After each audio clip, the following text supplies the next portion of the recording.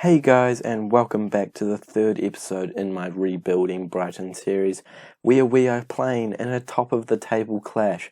Yes, you heard that right. If you were watching my Building Brighton series, you did not hear that phrase ever, and you'd be surprised to hear that we are fighting for the top of the table against Southampton this game. We'll go over the games that we played off-camera. Birmingham won. QPR won, Luton won, Swansea lost at home, very disappointing, first loss of the season, but then we came back with Middlesbrough with a win, Charlton with a win, and Stoke with a win. Now, hopefully we can keep that trend going by winning against Southampton. This is the side that we're going to line up with. Trine Mayoral in a pressing forward role. Mope came on when Mayoral was injured a few days ago, and he managed to bag 2 goals, so he will come on, if he needs to, and we're going to jump straight into this match. This Southampton side is looking good.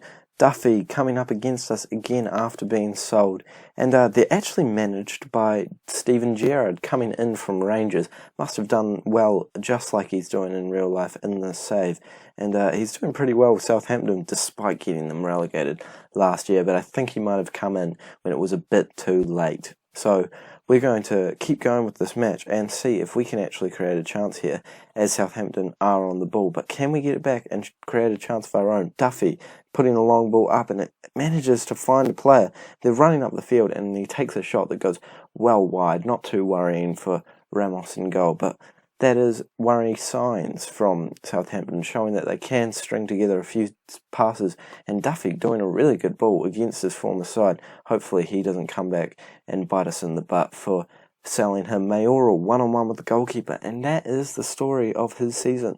Just getting into really good positions, but he can't finish them. Cataldi on a 7.1 already. He has been an amazing player. Gone up to a 4-star current ability. He is playing out of his skin this year. 3 goals, and he's banged in a few that were amazing, and I'm very happy that I didn't end up selling him. I definitely thought about it near the end of the transfer window because of his value, and because I was thinking about bringing in another midfielder, but luckily we didn't. Mayoral makes me eat my words there and gets a goal just before halftime. That's exactly when we want to score. This positive mentality is working very well. Great ball in from Cousins, and Mayoral bangs it home, and it looks like we're going to go into half-time 1-0 up, but we do have one more chance to speak of. Another thing that I thought I should mention is Gray is playing amazing for us now. He's started getting some assists, some goals, and he's really turning into the player that I thought I was buying when I first signed him. Redmond on attack, plays it wide, and it looks like Southampton are going to be in with a chance of shot. Bernard plays it in, good ball, and he shoots it over the bar. I don't know how he missed it there, but we'll take it anyway. Great performance from the boys, but I'll tell them not to get complacent, and we'll keep going. Cousins is becoming an absolute assist king. I think that's his 7th for the season. We'll check on that after this chance. With Southampton playing it out from the back, Højbjerg playing a long ball, which is very well intercepted by Cuperzano, and it looks like we might get the ball, and Cousins almost scores a goal there. Would have been his first goal for the club, I believe, and that would have been a great way to compliment what I was saying to him. Yes, 6 assists, and maybe that assist that he's gotten today hasn't registered yet, and it could go up to 7. I'm not too sure how it works when you check stats during a match.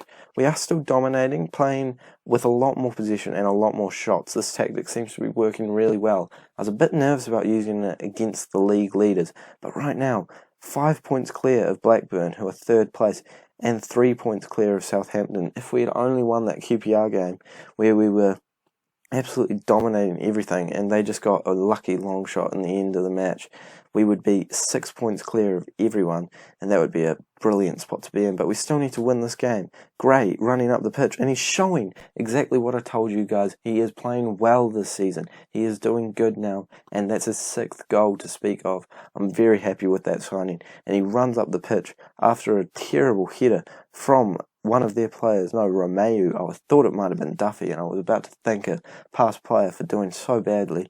Gray with a good shot that goes straight into the top corner. I still can't quite work out that left side, so I'm not going to make a change about it just yet, but I think I'll bring on Promel for Cuperzano and bring Cataldi up the way I remember how to say Capaldi is I just think of Lewis Capaldi, the singer, and just replace the P with a T, because for some reason Capaldi is just too hard to remember for me. So that's how I do that. If you ever need to drop Capaldi in your sentences in your life. Redmond puts a good ball in, and Carrillo does manage to score, and maybe dropping down to a more balanced approach is a smart move just to ride out the game. Watch them score and I'll regret it straight away. But it is going to be a bit of a nerve-wracking last few minutes if I don't make a change. My change is going to be an attacking one, where I bring on off Trossard, and I might also bring on Ryerson for Bernardo and move Frimpong out to that left side and see if that does anything for the last few minutes. Basically just making sure Bernard is not too tired. Not that he looks incredibly tired. Probably should have brought off Cousins if I was worried about players being tired, with Alzate being a like-for-like replacement for him. Please tell me there's no more chances. We can't be bothered getting the stress levels through the roof again. One more minute. We do have a chance, but it's our chance. And it's a good corner that gets cleared away. Ben White plays it into Capaldi. And please don't lose the ball. Oh no, Promel's lost it. Reed is barreling forward, but Bailly makes a really good tackle, and he has been the signing of the season in my opinion. March barreling forward and he shoots just wide. But hopefully that's the end of the game. With all of the added time gone, Gunn takes a goal kick, and it's not over yet. Redmond running up the field, and finally the referee blows that final whistle, and we are up into first place. That's what we want to see. That's what we were aiming for this year, and I'm very happy with the performance from the boys. Let's jump straight into the next match, which is up against Oxford. Should be an easy match, 24th in the league, and hopefully we get a bit of a goal fest going on. Capaldi picked up an injury between these two matches, and he's probably going to be out just for this one. That's the lineup that we're going with, and I'm going pretty full strength against a pretty weak Oxford side. I think Loney Melkar, who's on loan from us, I think he's at Oxford. But Oxford are actually doing all right so far. 4 minutes in, I guess you can't really read into it too much, but they're giving us a little something to think about. First versus last. I wouldn't expect to be having to worry about 3 shots and them having more possession already, but we have right now got a bit of a problem.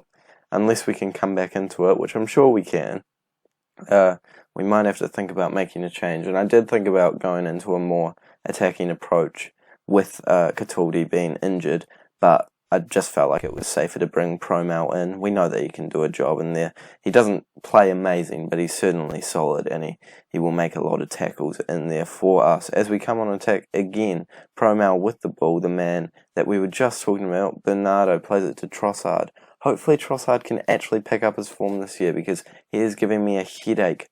He can't seem to score too many goals, but he's just picked up a penalty for us. I'm going to let Mayoral take it. Although Trossard did win it, I have more faith in Mayoral to score the goal, and he certainly will be looking to shoot it into the back of the net. And he can't, but it comes back to him, and he does get the rebound. That's what we like to see.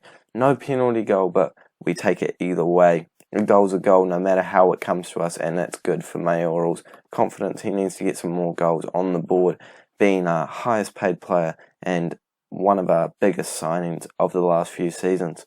And it looks like Oxford are actually coming back at us again. But good for us. Our defenders make a good tackle, which leads to us going on a counter-attack with Trossard running up the pitch just like he did when he got the penalty. This time they don't lunge in, and this time he doesn't get a goal. So we keep going, and the side has actually sorted us out here, and it does look like we will be okay for the rest of the match. 8 shots to their 3 now. I think it was a bit of a fluke that they were playing so well at the very start, and I don't think we have too much to worry about. Hopefully we can actually get a few more goals though, because these are the kind of games where we do have to start thinking about goal difference, and Promel actually comes on and gets a goal. That's definitely his first goal for the club. And what a way to do it. He's come in from a great free kick from Cousins and hit it on the volley. Top corner, that's what we'd like to see from a man coming in after an injury. Very pleased with that. And just as I'm saying we need to score more goals, we do exactly that. 2-0 at halftime is a good result, and I'll tell the boys I'm pleased with the performance, and to keep it up, we need to keep this momentum going. 2 goals is not enough against Oxford in my opinion. I reckon at least 3, and see if we can get any more than that. Anything above 3 is a bonus in my opinion. We need to think about this goal difference, and Demarai Gray does exactly that. Cousins with another assist. He's doing amazing in that area this year, and Demarai Gray has really come into his own. 7th goal of the season. He is turning into one of our best players on the field every single game, and he scores another header. He seems to be getting in the right area for those headers lately, and he bags another one. That's what we'd like to see. Nothing happening so far, and I think I'm going to make my typical change of bringing Trossard off and March on, just because he's so inconsistent. Maybe I should have given him the penalty. Maybe we would have actually scored it from the penalty spot. Mayoral only managed to get off the rebound, but again, I say a goal's a goal. I'm not going to complain about that.